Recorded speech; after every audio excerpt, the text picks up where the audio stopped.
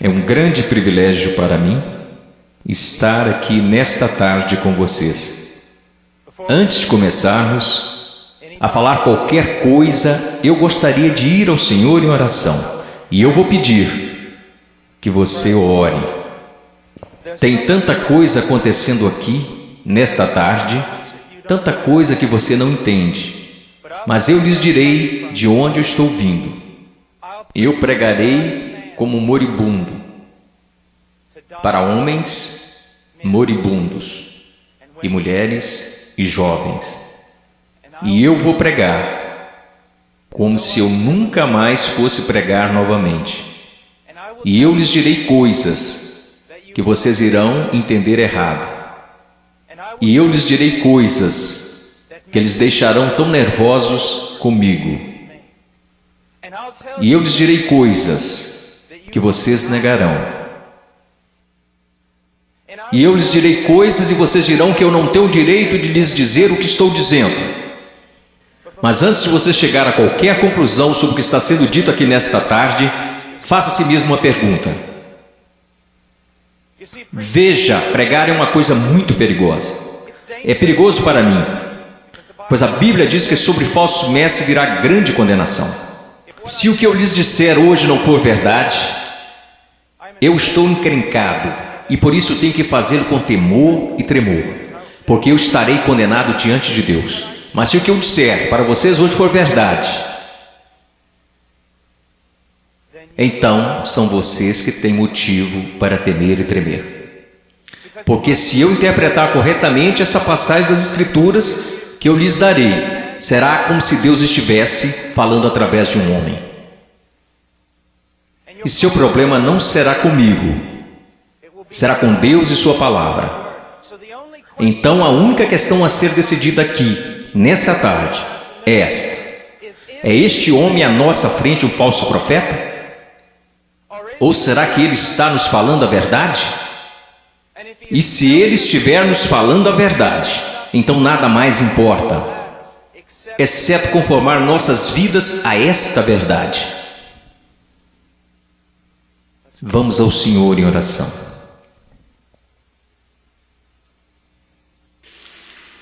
Pai,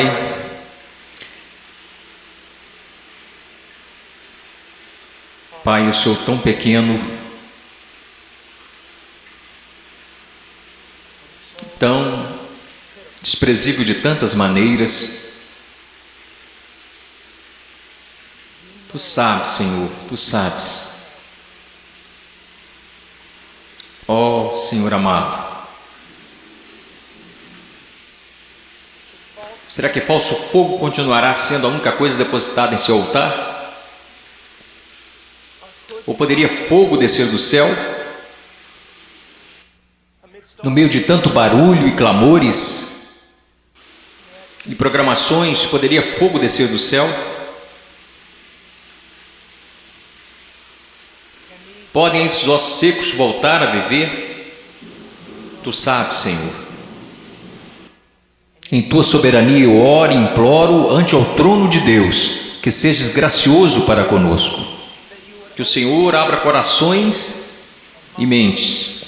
Senhor, não podemos contar com que eles os abram, eles nunca o farão. Abra seus corações e mentes e faça com que eles vejam a verdade bíblica.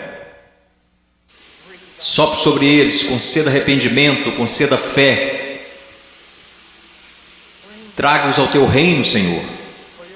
Para a Sua glória, pelo Seu grande nome, realize estas coisas. Senhor, como o irmão falava, que seja, Senhor, de tal forma que nenhum homem obtenha crédito, que nenhum homem ponha a mão na arca do Senhor e se pôr que caia morto, Senhor. Ó Deus, faça-se presente entre nós, por favor, pois não temos outra esperança, não temos nenhuma outra esperança. Estas crianças não têm outra esperança, a não ser que o Senhor haja. Amém. Estarei ensinando em Mateus capítulo 7. Se vocês têm suas Bíblias, sigam-me. Mateus capítulo 7, versículo 3, Jesus disse: entrai pela porta estreita, porque larga é a porta, espaçoso o caminho que conduz à perdição, e muitos são os que entram por ela. E porque estreita é a porta e apertado o caminho que leva à vida, e poucos há que a encontrem. Acautelai-vos, porém, dos falsos profetas que vêm até vós vestidos como ovelhas, mas interiormente são lobos devoradores. Por seus frutos conhecereis. Porventura colhem-se uvas dos pinheiros ou figos dos abrolhos? Assim toda árvore boa produz bons frutos, e toda árvore má produz frutos maus. Não pode a árvore boa dar maus frutos, nem a árvore má dar frutos bons. Toda árvore que não dá bom fruto corta-se e lança-se no fogo. Portanto, pelos seus frutos os conhecereis. Nem todo que me diz, Senhor, Senhor, entrará no reino dos céus, mas aquele que faz a vontade de meu Pai que está nos céus.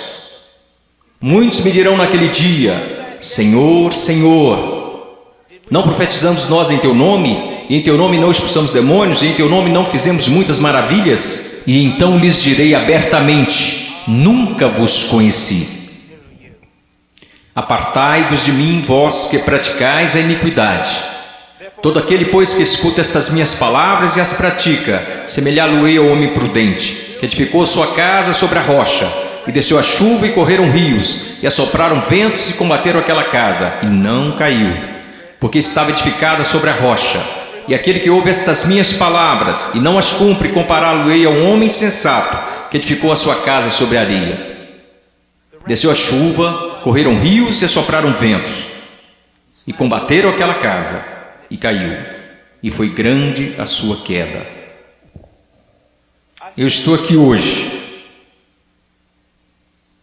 Eu não estou preocupado no meu coração com a sua autoestima. Eu não estou preocupado no meu coração se você se sente bem consigo mesmo, se a vida está do jeito que você queria, ou se a sua conta bancária está no verde. Só tem uma coisa que me tirou o sono. Só tem uma coisa que me preocupou durante a manhã toda, e é isto: em 100 anos, a maioria das pessoas neste prédio possivelmente estarão no inferno. E muitos que até mesmo professam Jesus Cristo como Senhor, passarão a eternidade no inferno. E você diz: pastor, como você pode dizer uma coisa como esta? Eu posso dizer uma coisa como esta, pois eu não realizo meu ministério na América. Eu prego a maior parte do tempo na América do Sul, África e leste europeu. E eu quero que você saiba que quando olham para o cristianismo americano, ele é mais baseado em uma cultura sem Deus do que na palavra de Deus. E tantas pessoas são enganadas, e tantos jovens são enganados, e tantos adultos são enganados em crer que por terem feito uma oração uma vez em suas vidas, eles irão para o céu. E então, quando eles olham ao redor e veem outros que confessam a Cristo, e veem essas pessoas tão mundanas quanto o mundo, e comparam-se uns com os outros, nada perturba seus corações. Eles pensam: bem, eu sou igual à maioria do meu grupo de jovens.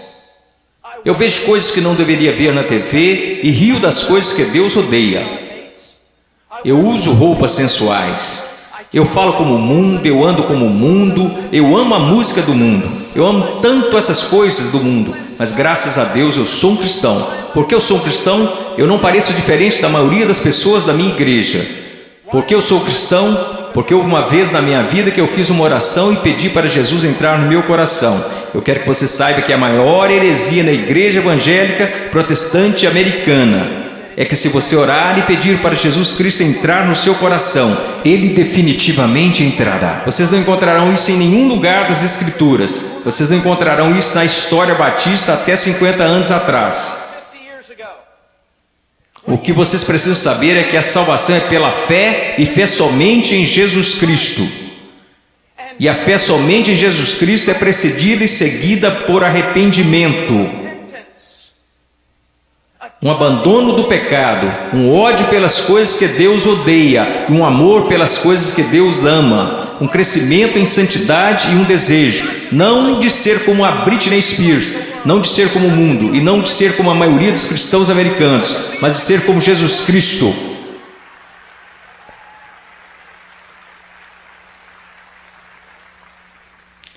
Eu não sei porque vocês estão aplaudindo, eu estou falando de você. Eu não vim aqui para ouvir améns, eu não vim aqui para receber aplausos, eu estou falando de você. Muitas vezes as pessoas vêm a mim e dizem: eu adoraria segui-lo até a Romênia, adoraria segui-lo à Ucrânia, eu adoraria pregar onde você prega e onde plantou igreja no Peru, na floresta. E eu digo: não, você não iria. Eles dizem: sim, eu iria. E eu digo: não, você não iria, porque você seria expulso da igreja de lá. O que precisamos ver? Eu não estou querendo ser duro apenas para ser duro. Vocês têm noção de quanto amor é necessário para ficar na frente de 5.000 pessoas e dizer que o cristianismo americano é quase completamente errado? Você sabe o que vai me custar nunca mais ser chamado para algo assim? Ser impopular? Você sabe por que você faz isso? Você não faz porque você vai ser bem pago. Você não faz isso porque os homens te amam. Você faz isso porque você ama os homens e, acima de tudo, você quer honrar a Deus. Eu quero lhe dizer uma coisa. Nós vamos olhar para as Escrituras e eu quero que você olhe para ela como ela realmente é. Pare de se comparar com outros que dizem que são cristãos, que se comparam com outros que dizem que são cristãos. Compare a si mesmo com as Escrituras. Quando alguém, um jovem, vem a um pastor ou pastor de jovens e diz: eu não tenho certeza se sou salvo. O pastor de jovens geralmente vai lançar um clichê. Alguma vez em sua vida você orou e pediu para Jesus entrar em seu coração? Bom, sim.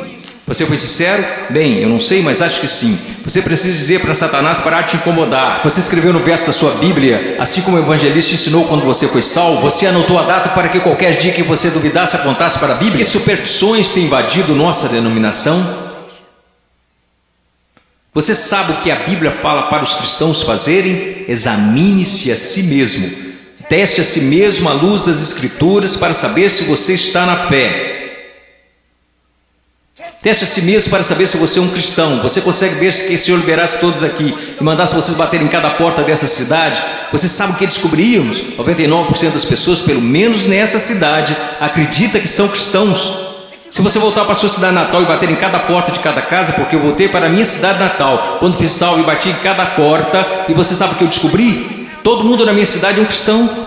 85% deles não vão à igreja, e aqueles que vão à igreja não estão preocupados com santidade. Eles não estão preocupados em servir, não estão preocupados em ser separados do mundo, não estão preocupados se o evangelho será pregado entre as nações. Mas graças a Deus eles são salvos. Por que eles são salvos? Porque algum evangelista que deveria ter passado mais tempo estudando sua Bíblia do que pregando, disse a eles que eles eram salvos.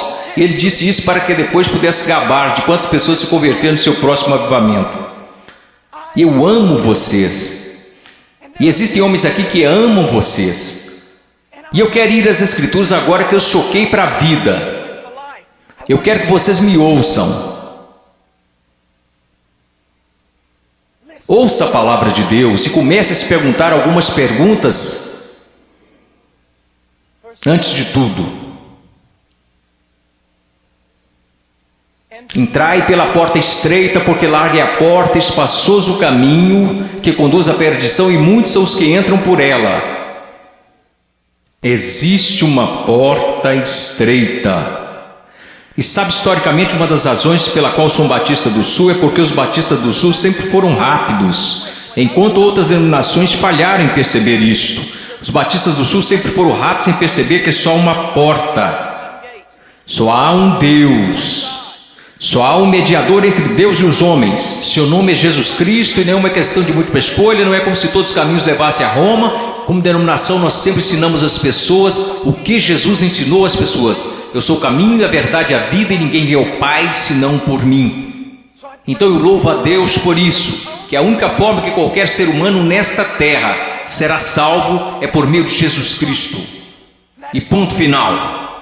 Porque você precisa entender que a Bíblia diz: todos pecaram e destituídos estão da glória de Deus, e vocês não têm ideia do que isso significa, que nascemos totalmente depravados, odiando a Deus, que nós nunca buscaríamos a Deus, nunca iríamos a Deus, nós nos rebelamos contra Deus, quebrando toda a lei. Não é só uma questão de que você já pecou, a questão é: você nunca fez nada além de pecar.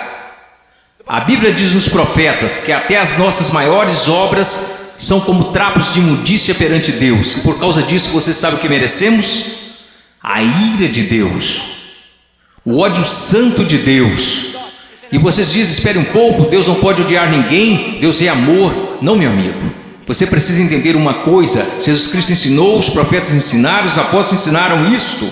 que a não ser a graça de Deus revelada em Jesus Cristo, nosso Senhor, a única coisa que resta para você é a ira, a violenta ira de Deus. E por causa de sua rebelião e de seus pecados. Quando fala em universidades, eles sempre são rápidos em dizer: não, Deus não pode odiar porque Deus é amor. Mas eu digo, Deus tem de odiar porque Ele é amor. Veja, eu amo crianças, portanto odeio aborto. Se eu amo o que é santo, devo odiar o que não é santo. Deus é um Deus santo, e isso é algo que os americanos esqueceram. Muitas das coisas que você adora fazer, Deus odeia. Você sabia disso? Ore por avivamento. Você vai para a reunião de jovens e quer que Deus seja, mas antes de ir você assiste programas na TV que Deus absolutamente abomina. E então você se pergunta por que o Espírito Santo não desceu sobre nós e por que você tem que criar falso fogo e falso entusiasmo. Porque Deus não está presente. Deus é um Deus santo. E a única maneira pela qual eu e você poderíamos nos reconciliar com Deus Santo é pela morte do Filho unigênito de Deus, quando ele foi pendurado naquele madeiro. Agora escutem, se você hoje é salvo, você não foi salvo porque os romanos judeus rejeitaram Jesus. Você não foi salvo porque eles colocaram uma coroa de espinhos na sua cabeça, nem foi salvo porque eles perfuraram o tórax de Jesus com uma lança. Você não foi salvo nem mesmo porque eles o pregaram na cruz. Você sabe por que você é salvo? Se você é salvo, porque quando Jesus Cristo estava pendurado naquela cruz, Ele levou os seus pecados, o pecado do povo de Deus, e toda a violenta ira de Deus que deveria ter caído sobre você, caiu sobre seu único filho. Alguém tinha que pagar o preço, alguém tinha que morrer. Foi Deus, o Pai, quem esmagou seu único filho, de acordo com Isaías 53, ao Senhor agradou moê-lo. As pessoas dizem: a cruz é um sinal de quanto o homem é valioso. Isso não é verdade. A cruz é um sinal de quão depravado nós realmente somos. Ele levou à morte o Filho único de Deus. A única coisa que poderia salvar pessoas como nós foi a morte do único Filho de Deus, sob a ira de seu próprio Pai, pagando o preço, levantando dos mortos, poderoso para salvar. Este é o Evangelho de Jesus. Agora, o que você é chamado para fazer? Você diz: entrar pela porta estreita. Como você faz isso? Jesus disse: o tempo é chegado, o reino de Deus se aproxima. O que você deve fazer? Em Marcos ele nos diz: arrependa-se e creia no Evangelho.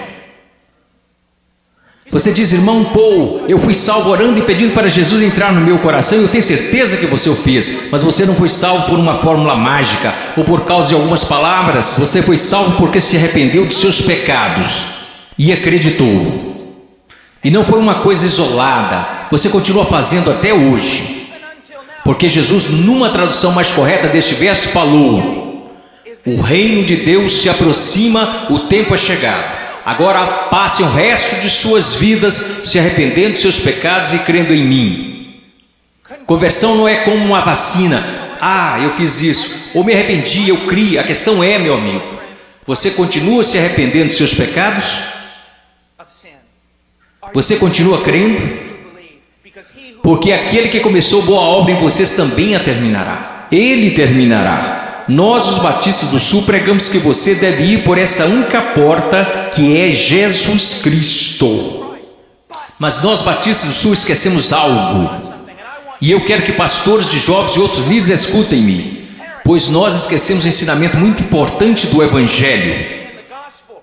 Diz que não só a porta é estreita, mas o caminho também é estreito.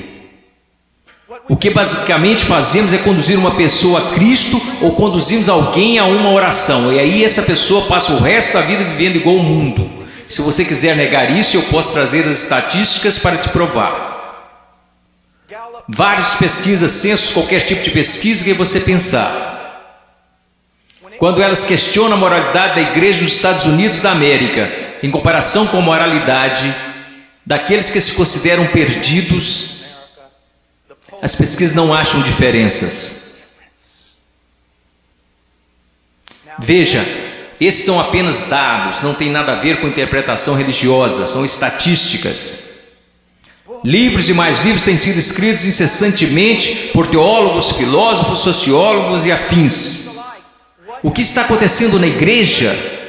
Descobrimos que o aborto na igreja é tão prevalente quanto no mundo. o divórcio é tão prevalente, a imoralidade. Você sabe, assim como eu, que há jovens aqui neste momento que estão praticando imoralidade e ainda assim adorando a Deus como se nada estivesse acontecendo. Você sabe que há jovens aqui que estão usando drogas e indo para a reunião de jovens da igreja. Você sabe, vendo e fazendo coisas que não são apropriadas para cristãos, e ainda assim eles vão para a reunião de jovens, convencidos que estão satisfeitos, convencidos que estão salvos, e ninguém está falando nada a não ser isto.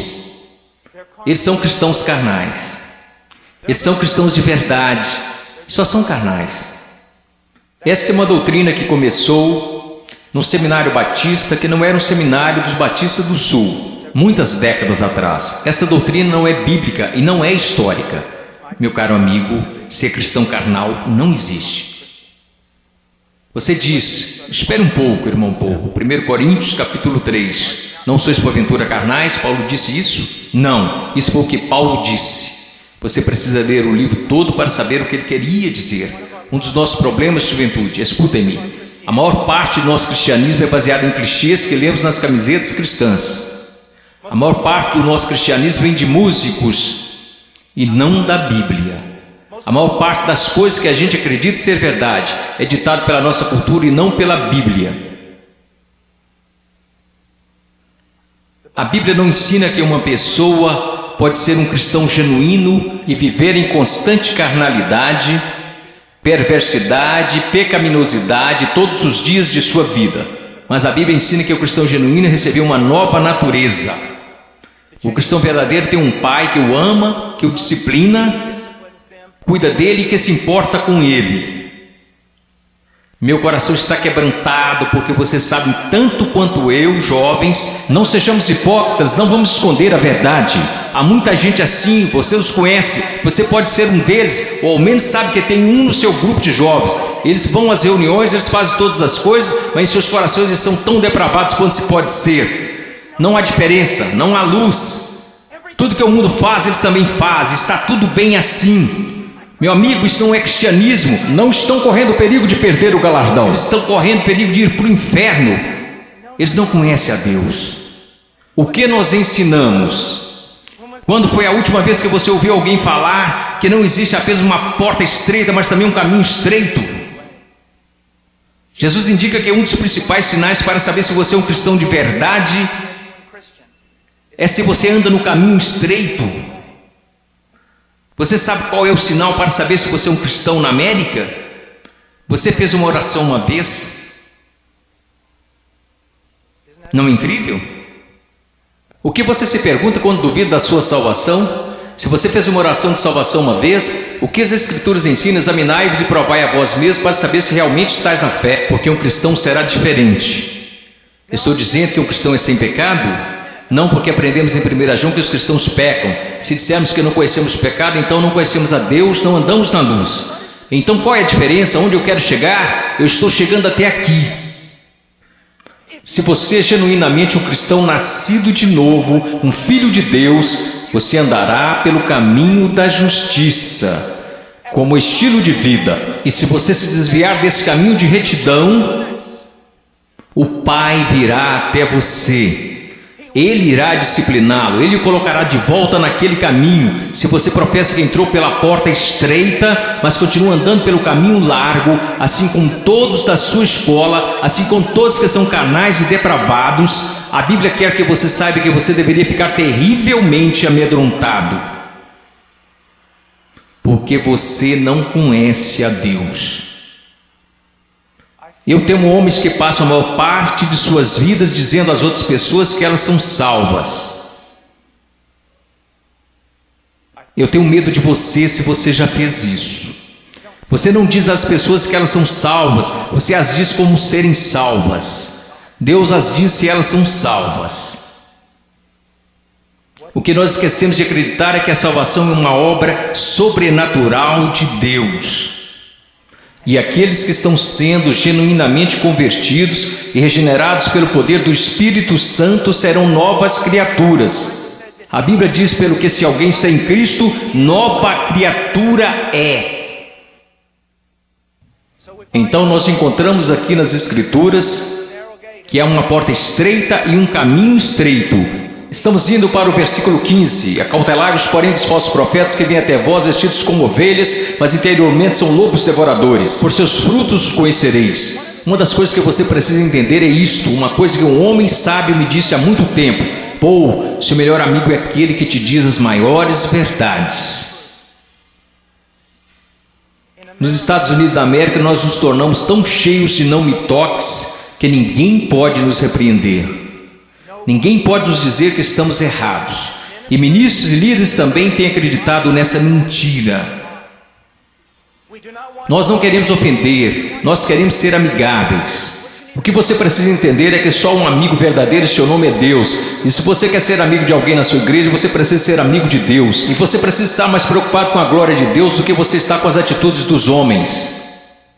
E outra coisa que você precisa entender é que a pessoa que te ama mais é a que vai te falar as maiores verdades. Uma das grandes marcas diferenciais de um falso profeta é que ele sempre vai falar o que você quer ouvir. Ele nunca vai estragar a festa. Ele vai fazer você continuar batendo palmas, pulando, vai fazer você ficar atordoado, ele vai te manter entretido, ele te apresentará um cristianismo que fará a sua igreja parecer um parque de versões de Jesus. E te manterá tão entretido que você nunca se preocupará com grandes assuntos como este. Deus está agindo em minha vida? Eu estou crescendo em santidade? Eu realmente nasci de novo? Escutem-me, se todos nessa cidade acreditam que são salvos, nós sabemos que isso não é verdade pelas Escrituras, porque a Bíblia diz que poucos vão entrar. Como você sabe que você é salvo? Como você realmente sabe que é salvo? Porque alguém te disse? Porque você fez uma oração? Porque você acreditou? Deixe-me te perguntar, como você sabe que acredita? Porque todo mundo diz que acredita. Como você sabe que não é igual a eles? Você sabe como a Bíblia ensina que você sabe se é salvo? Você sabe como a doutrina batista até 50 anos atrás diria que você sabe que é salvo? Você sabe que foi salvo porque sua vida está num processo de transformação. E seu estilo de vida é de alguém que anda nos caminhos da verdade do Senhor. E quando você para de andar nos caminhos da desobediência, como todos nós fazemos, Deus vem até você e te põe de volta no caminho. Uma das maiores evidências que você nasceu de novo é que Deus não permitirá que você fale como sua carne quer falar. Deus não permitirá que você se vista como um mundo sensual e igreja sensual. Permite que você se vista. Deus não permitirá que você ande como o mundo.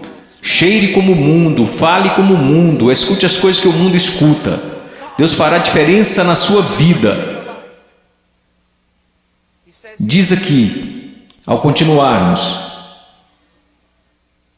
versículo 17. Então todos, quero dizer, vamos ao versículo 16. Você os conhecerá pelos seus frutos. Como você reconhece um falso profeta? E uma aplicação mais ampla aqui nas Escrituras. E como você sabe que alguém é um cristão genuíno? Pelos seus frutos. Pelos seus frutos, meus amigos. Veja a sua vida, veja o jeito que você anda, veja o jeito que você fala, veja para as paixões do seu coração. Por acaso Jesus está aí em algum lugar, ou ele é só um acessório que você acrescenta em sua vida? Ou é só uma coisa que você faz nas quartas e domingos? Ele é só alguém que você aceita apenas intelectualmente, mas não de coração? Ele é um acessório, ou ele é o centro da sua vida? E qual é o fruto que você está produzindo? Você parece com o mundo, age como o mundo? Você experimenta as mesmas alegrias que o mundo experimenta? Você consegue amar o pecado e gostar de cometê-lo? Você consegue amar a rebeldia e gostar de ser rebelde? Então você não conhece a Deus. Você os conhecerá pelos seus frutos. Deus tem o poder para mudá-los. Imaginemos por um momento Jesus ensinando esta passagem e você está lá ouvindo e ele olha para você e diz: espinhos, espinhos. Você acha espinhos em figueiras? E você diz: é claro que não, Jesus. Você não é um agricultor, você não é um fazendeiro, você é um carpinteiro, mas todo mundo sabe, Jesus, você não encontra espinhos numa figueira. Então deixe-me fazer outra pergunta. Você encontra figos bons, frutos em espinheiros? É claro que não, Jesus, isso é loucura. Quer dizer, você nunca vai achar espinhos numa figueira e também nunca encontrará figos num espinheiro. Jesus, se me disserem que isso é possível, pode tomar nota. Ou essa pessoa é louca ou é mentirosa. Então Jesus lhe responde: muito bem.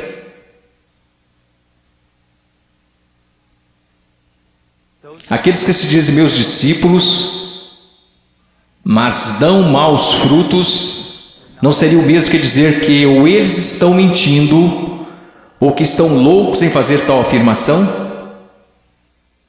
Deixe-me levar essa ideia mais à frente. Vamos imaginar que eu apareça atrasado e entro correndo aqui na plataforma e todos os outros líderes estão zangados comigo e dizem: irmão Paul, você não considerou que lhe foi dada a oportunidade de falar aqui e você aparece atrasado? E eu digo: irmãos, vocês têm de me perdoar porque eu estava a caminho na rodovia e meu pneu furou.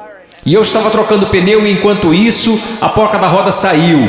E eu não estava prestando atenção, então eu corri para pegar a porca da roda. Assim que eu a peguei no meio da rodovia, eu levantei, tinha um caminhão de carga de 30 toneladas vindo a uns 200 km por hora, uns 10 metros à minha frente. E aí ele me atropelou e é por isso que eu estou atrasado. Só existiriam duas explicações lógicas. Eu sei, ninguém mais estuda lógica. Mas só existiriam duas conclusões lógicas. Eu sou um mentiroso. Eu sou um maluco. Você diria: irmão Paul, é absolutamente absurdo, é impossível ter um encontro com algo tão grande como um caminhão de carga e não mudar de estado. E minha questão para você é a seguinte: o que é maior, um caminhão de carga ou Deus? Como é que tantas pessoas hoje professam ter tido um encontro com Jesus Cristo e ainda assim não são permanentemente transformados? Deixe-me dar-lhes algumas coisas para pensar. Você sabe que eu estou lhes dizendo a verdade. Quantas vezes você vai e rededica sua vida de novo e de novo e de novo? Quantas vezes os grupos de jovens veem a coisas como esta e ficam empolgadíssimos e voltam para a igreja e dura cerca de uma semana e meia. E mesmo assim dizem: ó, foi um grande mover de Deus. Não foi não. Se não durou é porque não foi um mover de Deus, foi emoção. Foram tantas coisas, mas não foi um grande mover de Deus. Deus trabalhou em sua vida. Deus está trabalhando em sua vida. Você os conhecerá pelos seus frutos.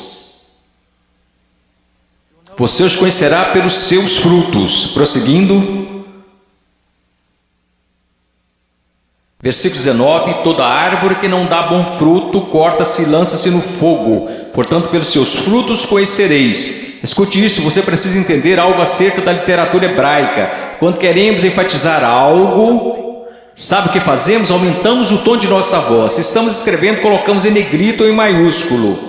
Mas para o judeu era diferente. Quando ele quer enfatizar algo, ele repete e repete. Por isso que encontramos paralelismo hebraico no livro de Provérbios: o ímpio viverá na terra, o ímpio será destruído. Ele está dizendo a mesma coisa, só que de um jeito diferente, para dar mais ênfase. É isso que Jesus está fazendo o tempo todo aqui. Pelos seus frutos conhecereis, pelos seus frutos conhecereis. Vocês os conhecerão pelo caminho que eles andam, pelos seus frutos conhecereis. Pelos seus frutos os conhecereis. Ele diz: toda árvore que não dá bom fruto, corta-se e lança-se no fogo.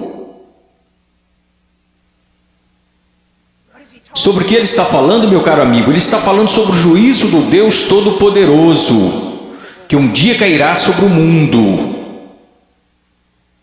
que um dia possivelmente poderá cair sobre você. Oh, meu caro amigo, eu não consigo olhar o seu coração.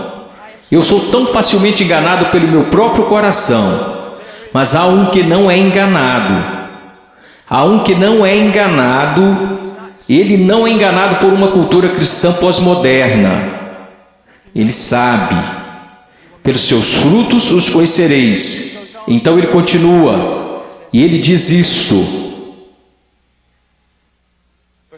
Versículo 21, nem todo que me diz Senhor, Senhor entrará no reino dos céus, mas aquele que faz a vontade de meu Pai que está nos céus. Você sabe o que a sua profissão de fé em Jesus vale? Absolutamente nada. Sim, você leu esta passagem? Estude-a.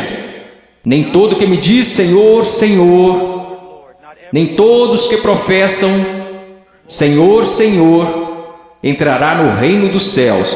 Muitas pessoas dirão Senhor, Senhor, mas não entrarão no reino dos céus. Meus filhinhos, você é um deles?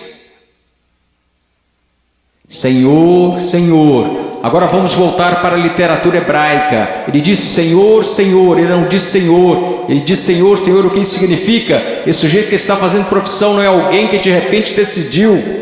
É o dia do juízo, é melhor confessá-lo como Senhor. Essa é uma pessoa que professa enfaticamente aos outros que Jesus é o Senhor. Ele anda por aí dizendo que Jesus é o Senhor, ele dança enquanto os músicos estão tocando e diz que Jesus é o Senhor. Ele canta dizendo Senhor, mas Jesus diz a ele, afasta-te de mim, eu não te conheço. Billy Graham é uma das pessoas mais amáveis e bondosas, e ainda assim ele diz que a maioria das pessoas das igrejas confessionais estão perdidas. Ele diz que ficaria feliz se ao menos 5% das pessoas que fizeram uma profissão de fé em suas cruzadas evangelísticas fossem de fato salvas.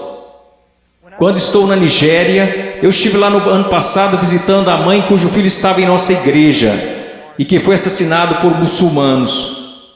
No norte da Nigéria, se alguém confessa Jesus Cristo, você meio que já sabe que é verdadeiro.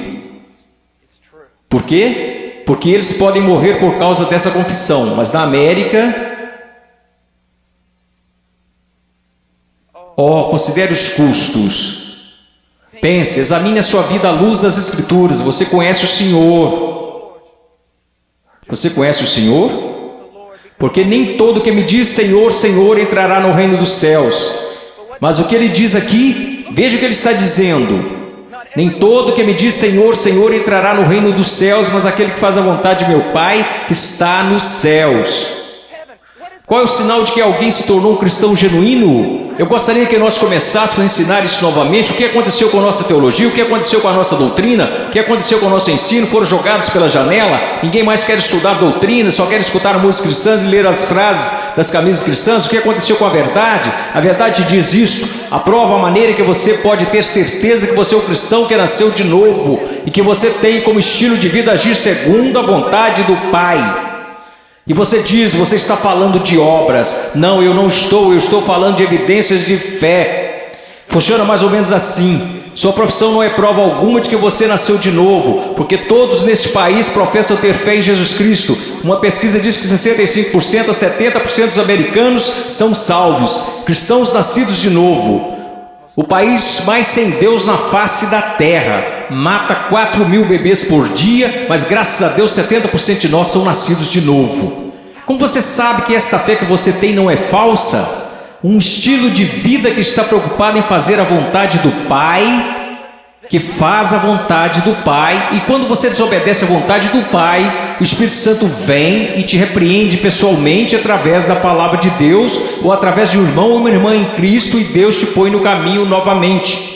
Se você é um cristão genuíno, você não pode escapar dele. Deixa-me dar um exemplo. Se eu fosse seu pastor, e você tivesse, digamos, 14 anos de idade, eu estivesse voltando de uma pregação a 1 da manhã e te visse em um parque ou em uma esquina qualquer, com um bando de delinquentes, fazendo coisas que você não deveria estar fazendo, se você fosse membro de nossa igreja, eu diria, entre no carro e eu vou te levar para casa. Eu não ficaria bravo com você, eu ficaria bravo com seu pai, eu diria a ele, Senhor, você é um pai negligente e irresponsável, deixar seu filho fora de casa em tais circunstâncias. Eu quero que vocês entendam uma coisa, Deus não é um pai irresponsável ou negligente. Se você pode brincar com o pecado, se você pode amar o mundo, amar as coisas do mundo, sempre estar envolvido com o mundo, fazendo as coisas do mundo, e se seus heróis são pessoas do mundo, se você quer parecer com eles, agir como eles, se você faz as mesmas coisas que eles fazem, meu caro amigo, ouça minha voz. Há uma grande possibilidade de você não conhecer a Deus e de não pertencer a Ele.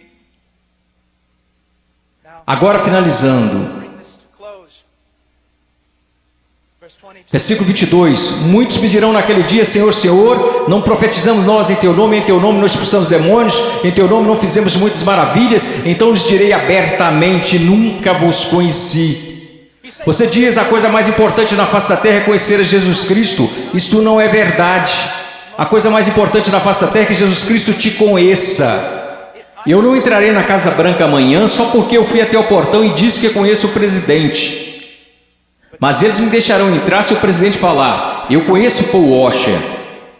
Você pode professar conhecer a Jesus, mas a minha pergunta para você é: você conhece a Jesus? Jesus te conhece?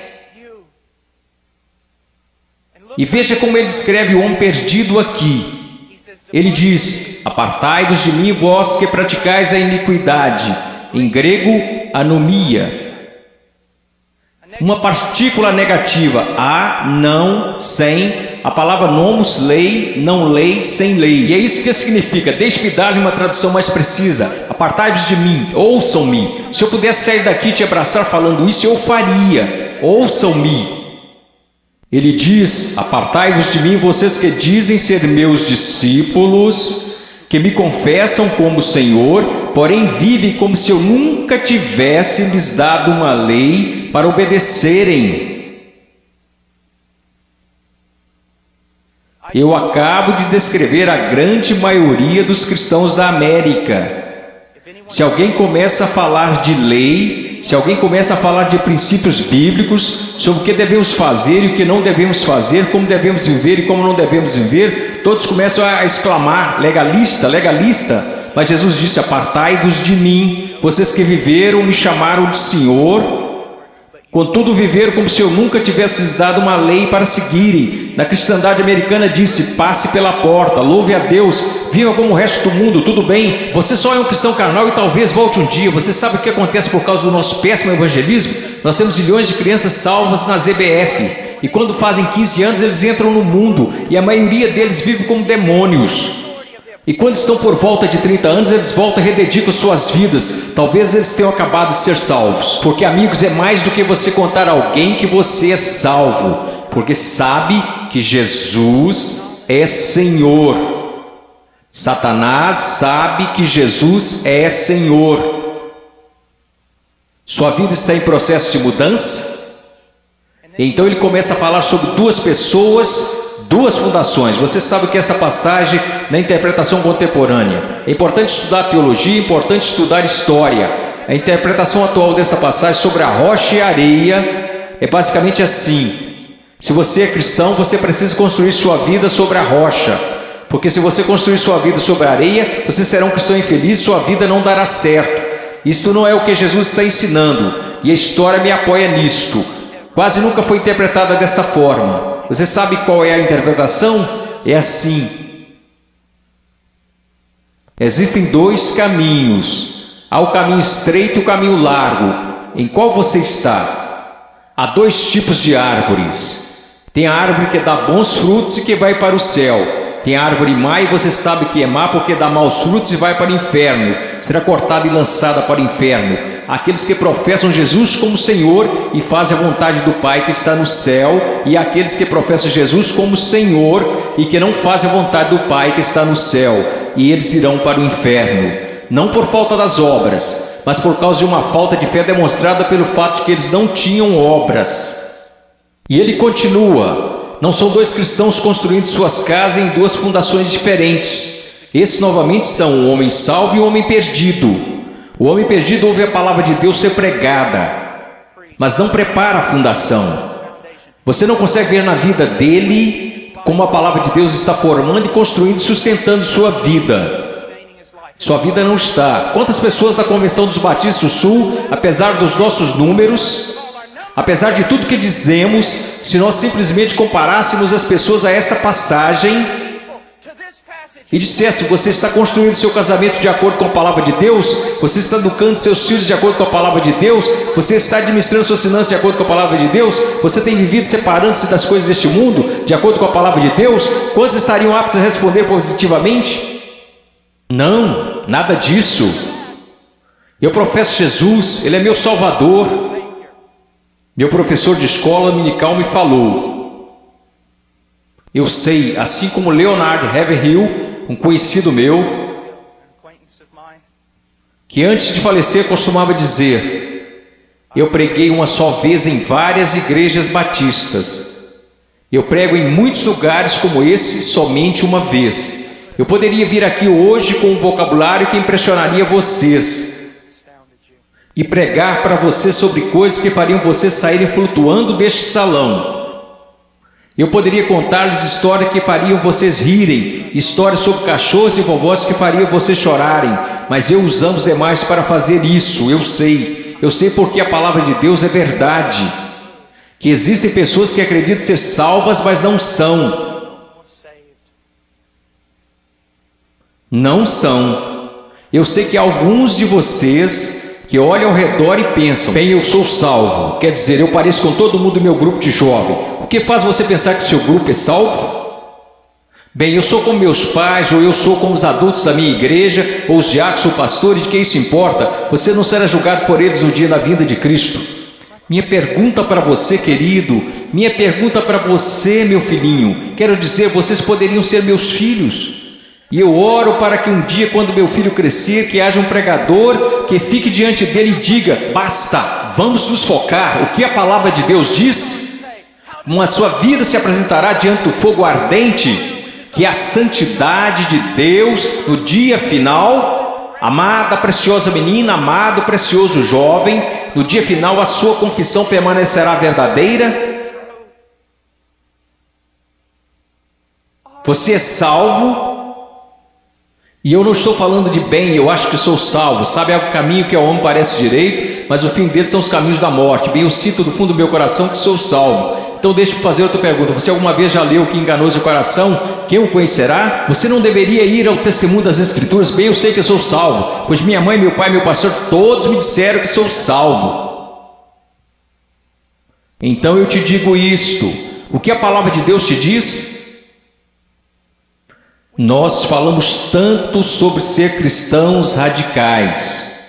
Cristãos radicais não são pessoas que pulam em shows. Cristãos radicais não são pessoas que usam camisas gospel. Cristãos radicais são aqueles que carregam os frutos do Espírito Santo. Cristãos radicais são aqueles que respeitam e honram seus pais, mesmo quando sentem que seus pais estão errados. Cristãos radicais são aqueles que não... Agora escutem, isso vai deixá-los irados. E eu estou falando com garotos e garotas. Cristãos radicais são aqueles que não se vestem sensualmente para mostrar seus corpos. Se sua vestimenta é um chamariz apenas para o seu rosto, Deus se agrada da sua vestimenta. Sua vestimenta é um chamariz para o seu corpo, isso é sensual, e Deus odeia o que você está fazendo. Todo mundo gosta de falar sobre um profeta, mas ninguém quer escutá-lo. E eu estou falando sobre cristianismo. Eu passei minha vida em selvas, eu passei minha vida congelando nos Andes, eu vi pessoas morrerem. Um garotinho, Andrew Myman, os muçulmanos atiraram 5 vezes o seu estômago e o deixaram morrer na calçada, simplesmente porque ele exclamava: eu estou com tanto medo, mas eu não posso negar a Jesus Cristo. Por favor, não me matem, mas eu não negarei. E ele morreu numa poça de sangue. E vocês falam sobre ser cristãos radicais porque vocês usam camisas gospel e vão a um congresso?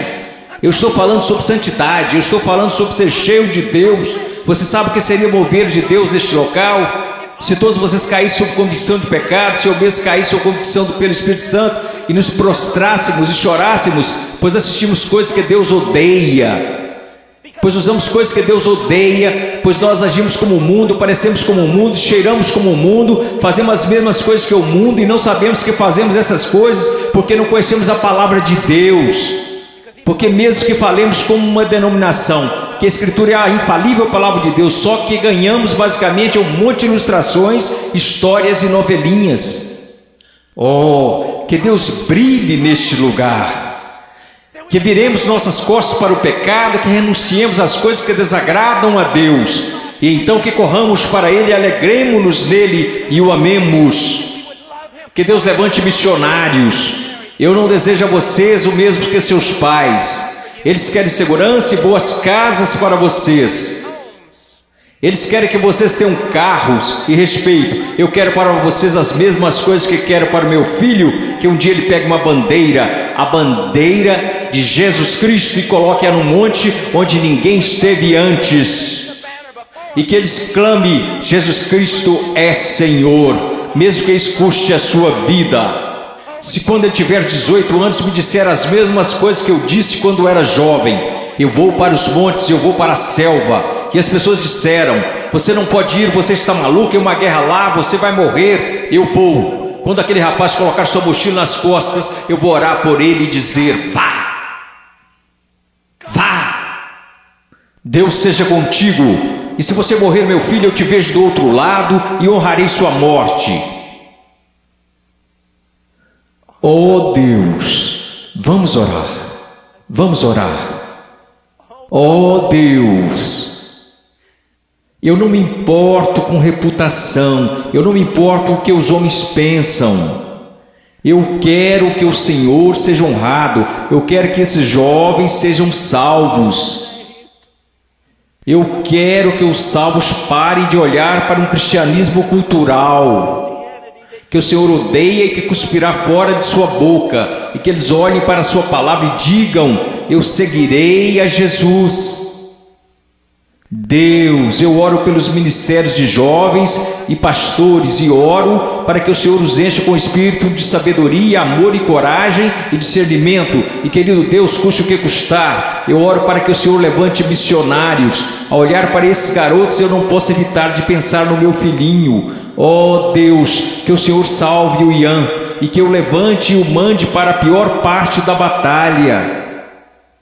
Oh, querido Deus, levante missionários aqui, levante missionários, levante pregadores e pastores e embaixadores e evangelistas, que conheçam a palavra de Deus. Oh Deus, trabalhe neste lugar, por favor, trabalhe neste lugar, amado Deus, por favor, por favor,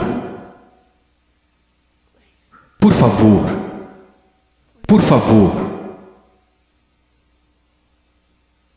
Agora, com todas as cabeças baixas, alguém aqui hoje à noite que gostaria de dizer: irmão Paul, eu tenho vivido uma mentira. Eu digo que sou cristão, mas eu amo o mundo, eu pareço com o mundo, e cheiro como o mundo, e eu me odeio por conta disso. Irmão Paul, eu estou tão cansado desse cristianismo que tenho vivido, eu estou cansado disto. Eu estou cansado disto. Eu quero ser salvo. Eu quero ser salvo. Eu só quero que levantem. Irmão Paul, eu quero ser salvo. Amém. Alguém mais? Eu quero ser salvo. Amém. Amém. Em momentos teremos um apelo, e vocês que levantaram, eu vou descer aqui e quero que vocês se encontrem comigo. Eu quero falar com vocês agora. Vocês podem se sentar. Obrigado. Agora quero conversar com vocês que professam ser cristãos.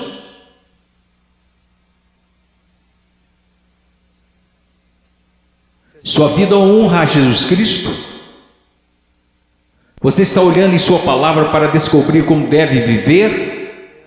Eu oro de todo o coração. A única coisa que irá salvar a igreja na América, só há duas possibilidades. Uma é uma reforma total em nossas pregações, de nosso estudo da palavra de Deus, e a outra é uma perseguição feroz e horripilante. Essa é a única coisa que irá salvar a igreja na América. Eu oro para que vocês retornem à palavra. Eu oro, ouçam-me jovens, vocês precisam dizer: ok, como eu devo proceder perante meus pais? Vá à palavra, descubra, obedeça. Como devo me vestir? Vá à palavra, descubra, obedeça. Como devo falar? O que devo escutar? Ponha cada pensamento, palavra e ato em sujeição a Jesus Cristo.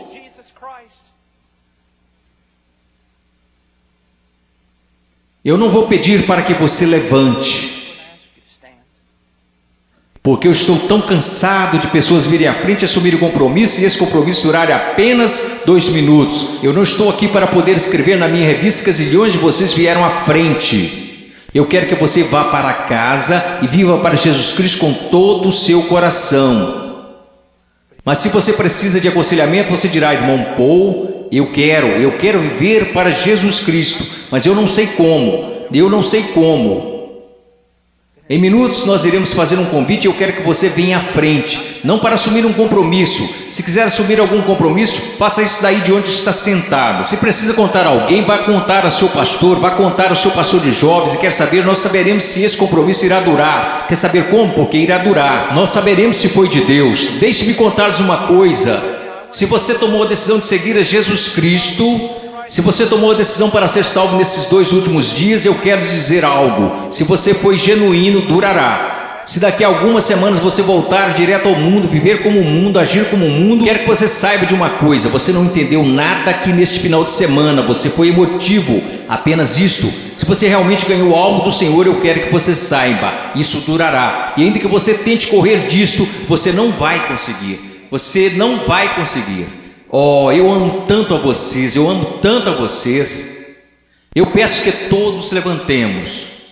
Se você precisa de aconselhamento acerca de uma decisão que fez, mas que não está clara, eu quero que você venha à frente e eu vou descer aqui. Vocês que levantaram, houve muitos de vocês aí que disseram: eu preciso conhecer a Jesus Cristo. Eu quero que você venha até aqui agora mesmo, eu quero te conhecer. Eu quero voltar aqui com você e os outros conselheiros. Quero conversar com você e eu quero te dizer uma coisa, não em 5 minutos, não em 10 minutos. Se você precisar conversar a noite toda, nós ficaremos. Essa é a atitude de cada conselheiro neste lugar. Nós ficaremos a noite inteira se necessário, a noite toda. Deus te ama, Deus te ama. Deixe-me orar por você. Querido Deus, por favor, Senhor, ouve aqui. Senhor, tanta movimentação.